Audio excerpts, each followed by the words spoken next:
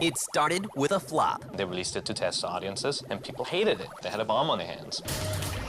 But a young visionary turned failure into success. Shigeru Miyamoto got a job at Nintendo and was told, save this thing, it's horrible, make it better. And Miyamoto did exactly that. And created a legendary character. I remember my friends coming home from the arcade telling me about this new game called Donkey Kong and that I had to go check it out. I was so blown away by just how quickly I wanted to sit for hours and hours and just play. His rise stirred up some controversy. They got sued by the movie studio for violating the copyright on King Kong. He was almost forgotten by the gaming world. There was this 10-year gap between the last Donkey Kong game and then Donkey Kong Country. But he became a pillar of gaming history. Donkey Kong definitely deserves a place in the pantheon of character gods.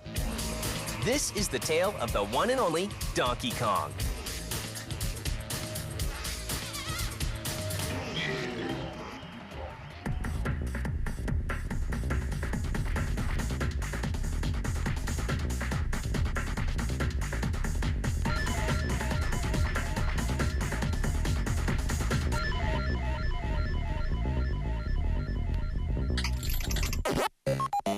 In 1980, arcade games such as Pac-Man and Tempest are king.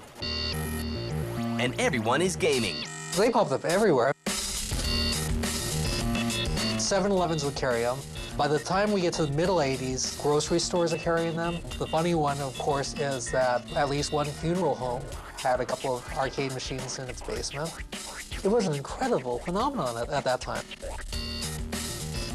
It wasn't like a kid phenomenon. It was really across-the-board phenomenon in terms of who was playing arcade games.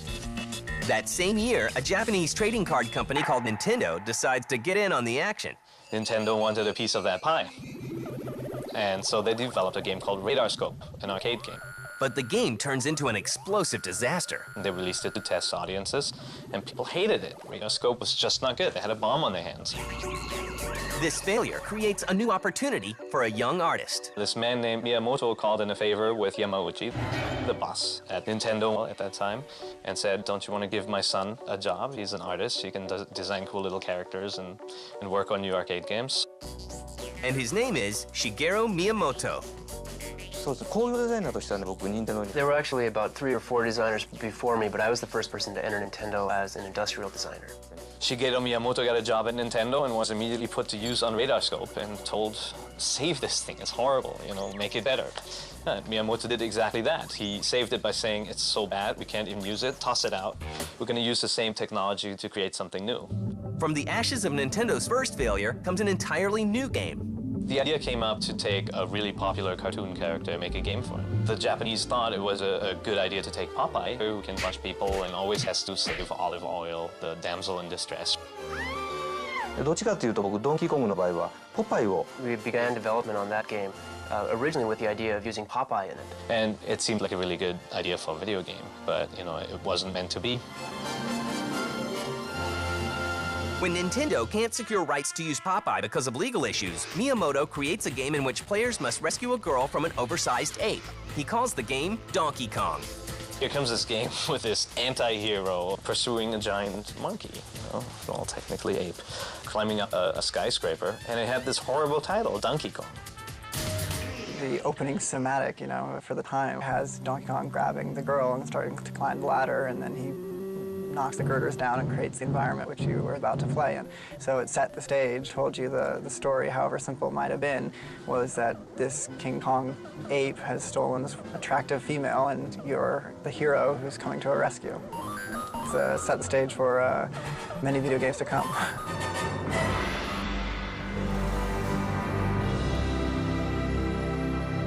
The whole story behind the title, I think, is an interesting one because I think it was Miyamoto. Miyamoto wanted to find a good name for his Kong title that wasn't King Kong. And so he looked in the dictionary for the word stubborn. And of course, in the dictionary, it said stuff like stubborn like a mule, stubborn like a donkey, and boom.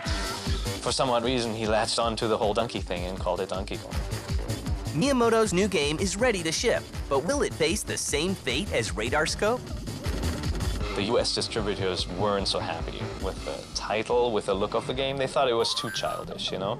At the time, the games in the arcades were Space Invaders, shoot 'em ups. You had games like Missile Command, you know? It was always about saving the world from the alien invaders or evil Russians or whoever. I think early on there were a lot of arcade games out there, some of which weren't successful. People were questioning how successful was the video game industry going to be. And here was this new arcade, and nobody was quite sure what to make of it. Wait a second, Donkey Kong? You know, if you think about it, it's pretty ridiculous. So imagine the way the US distributors must have felt when here comes this team of Japanese video game makers, a toy maker, and says, got this great game called Donkey Kong. And they're like, bomb. Space Invaders, that's the title, Missile Command, you know, save the world. So they weren't too enthusiastic about it. Nobody thought this thing would take off.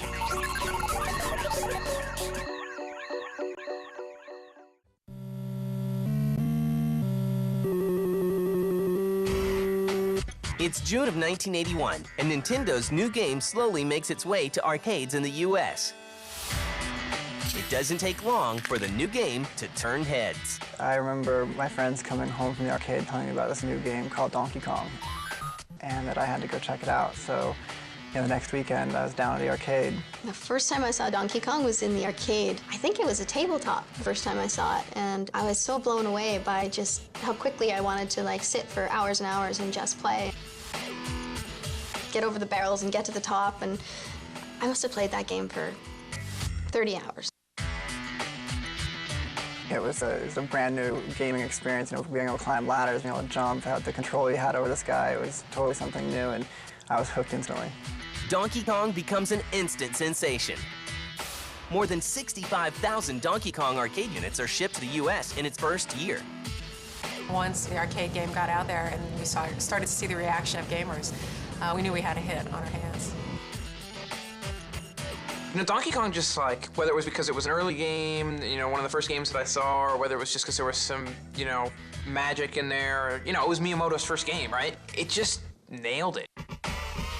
It just did everything perfectly. Every bit of that game was tuned perfectly. The graphics and the gameplay went together perfectly. It had just the right level of concreteness and abstractness and weirdness to kind of hook you, and the music's fantastic. What was fun about it was the pure simplicity of the game. There wasn't a whole lot that you had to do, but when you got down to it, it was fairly sophisticated in terms of the timing. You had to get your jumps just right, you had to move up the ladders at just the right time, and there were patterns that you could eventually learn to win. With its massive success, it doesn't take Hollywood long to notice Donkey Kong. But the kind of attention the game gets isn't what Nintendo is expecting.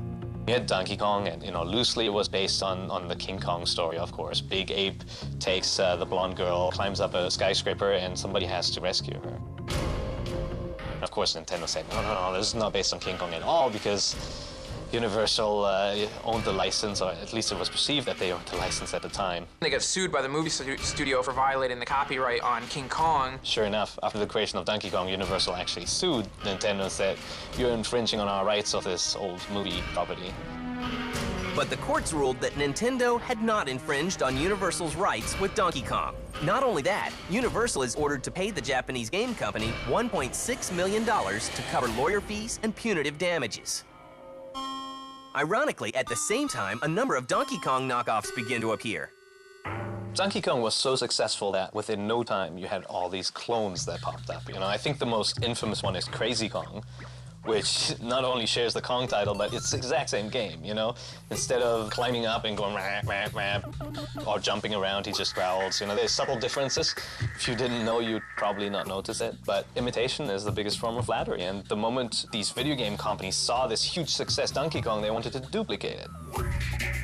And the next version of the game hits in late 1982. This time, Donkey Kong becomes a more sympathetic character.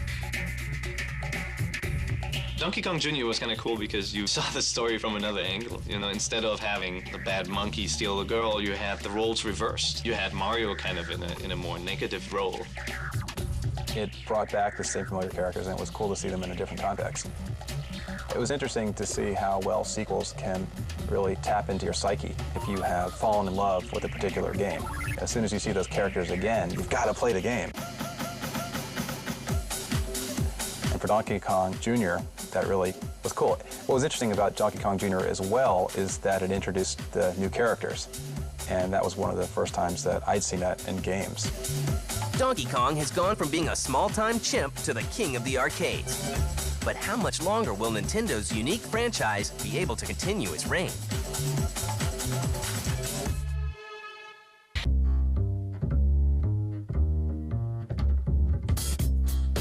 By 1983, after 2 successful arcade games, Donkey Kong is a true phenomenon. Soon, a 3rd Donkey Kong game appears, where once again Kong is shown as a villain. But the game isn't as well received as the previous titles.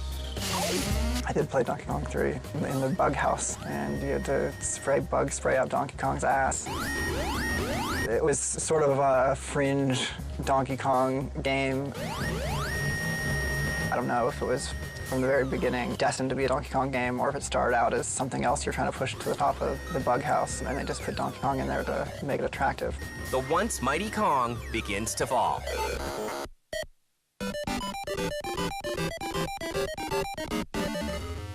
A few more titles are released, such as Donkey Kong Jr. Math for the Famicom in 1983, but interest in the series is waning. I think the reason that Donkey Kong kind of disappeared was because Mario was the interesting character. Mario was the guy you were playing. As a player, that's who you identify with. Donkey Kong himself, if that's who Donkey Kong really is, the big ape, was kind of a side note. Mario became their bankable hero, and they really were focusing on the Mario franchise for so long that I think Donkey Kong just took a back seat for a while.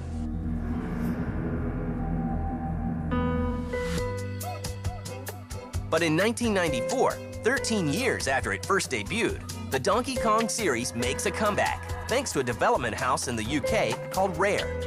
In 1993, Rare Limited, an English company that was a partner of Nintendo's, got permission to use Donkey Kong, a character that Miyamoto had created, to make a game called Donkey Kong Country.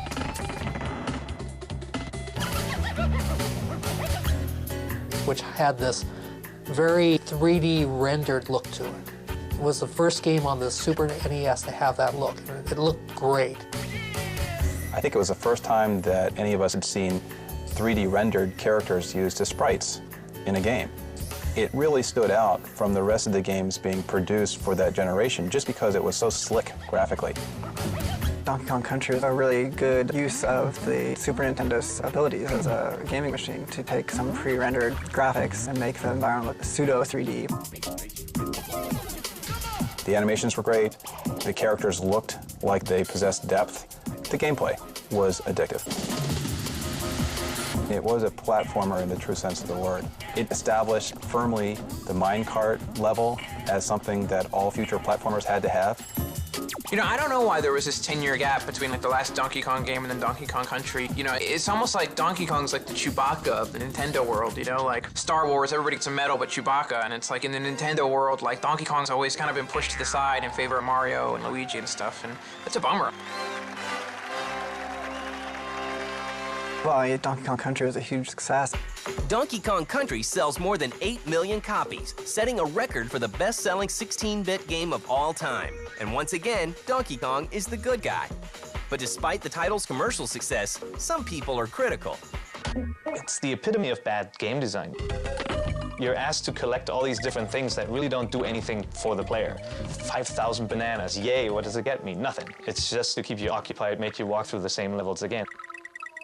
I did an interview where I had Tim Stamper, the creator of Donkey Kong Country, and Shigeru Miyamoto at the same time. And Miyamoto was ruthless.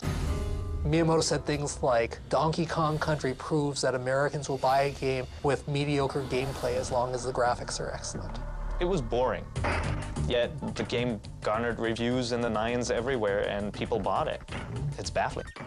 And Stamper, you know, just the quintessential English gentleman, sat there and took it. And even though really the anger wasn't meant to be at Stamper, practice. Miyamoto carved his territory. He marked his area. He was letting people know that he was the greatest. Despite the opinion some critics have of the game, Some of the most overrated games are in the Donkey Kong Country franchise. Rare goes on to turn Donkey Kong Country into a franchise, releasing Donkey Kong Country 2: Diddy Kong's Quest in 1995. Donkey Kong Country 3: Dixie Kong's Double Trouble is released in 1996. Soon, Donkey Kong will take his first step into a whole new dimension.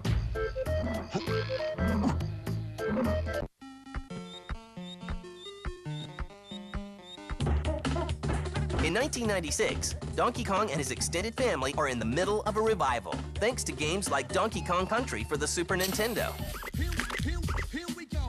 But it's not until 3 years later that a full 3D Kong game is released. Nintendo spares no expense to hype up the release of Donkey Kong 64. And the game becomes a financial success, selling 1.9 million copies. But the response from critics is mixed. I remember that Donkey Kong 64 was fairly frustrating. I really enjoyed that game. I just thought it was great. I was a little bit disappointed. Normally, it's not too cool to harsh on other people's games in this industry, but man, there were too many collectibles in that game. I was really put off by the amount of collecting of bananas that I had to do and how I had to switch characters just in order to collect a certain color banana. I had trouble keeping track of what I was supposed to be doing at any time. It was a game that I did finish, but as a game developer, I felt I should complete the game, but not as a gamer, a game that I really wanted to play to the end. It was Donkey Kong 64 where I actually stayed in that world for quite some time. It was really neat how it just opened right up and it was very vast. And it was like building on these characters that you had this history with for years and years. I think it was a noble attempt to bring it into the Donkey Kong Country franchise into 3D. They had created a strong cast of characters that were expanding on the Nintendo 64. I want you to do everything in your power to keep Donkey Kong distracted. Steal that all the golden bananas he treasured so much. I just think that, there's high points and middle points and low points in games, and this was somewhere in that range. I don't think they were just trying to cash in and make a mediocre game sell because of a strong license. I hope for your sake, you're right. I think it was a real attempt at making a hit game. I think it was a technological achievement. Developing free-roaming 3D platformer was difficult, and they did a good job of it. But the choices that players had were overwhelming. Today, more than 15 million Donkey Kong games have been sold for handheld gaming systems, while over 28 million have been sold for consoles.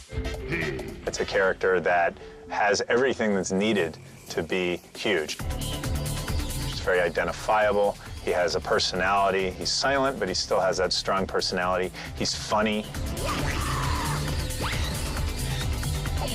And I think that Donkey Kong certainly has a chance of being as big in the future as he was in the past. In 2004, a collection of new Donkey Kong titles are announced, including Donkey Kong Jungle Beat and Donkey Konga.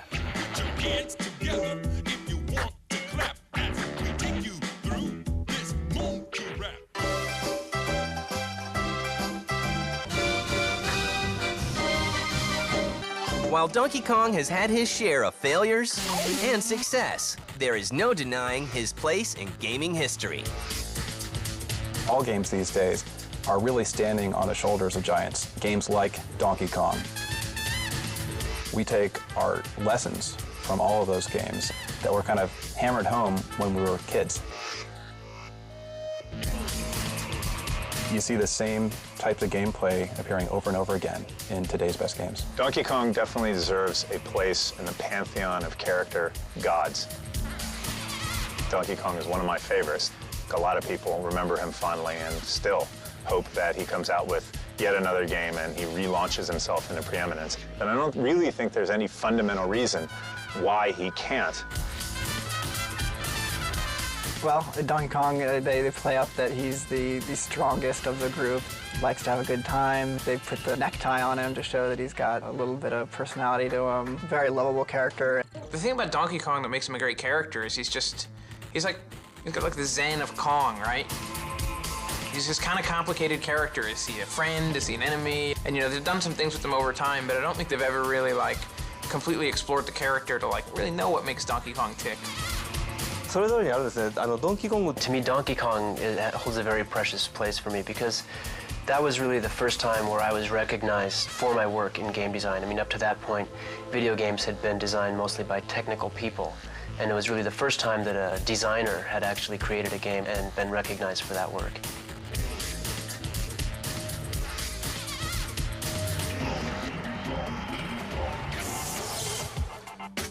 It all started with Easter eggs. Before you know it, I couldn't get enough of God mode. When I don't punch him in, I get a little weak. I thought you were supposed to go backwards in Pitfall. I can't even make it through 2 levels without infinite ammo. I can't remember a time when I didn't use codes. They made up the codes, I just used them. No one's gonna find out. Get the latest cheat codes and walk-through strategies for Grand Theft Auto San Andreas. Write the homie to see if you got what it takes. Cheat season premiere, January 18th.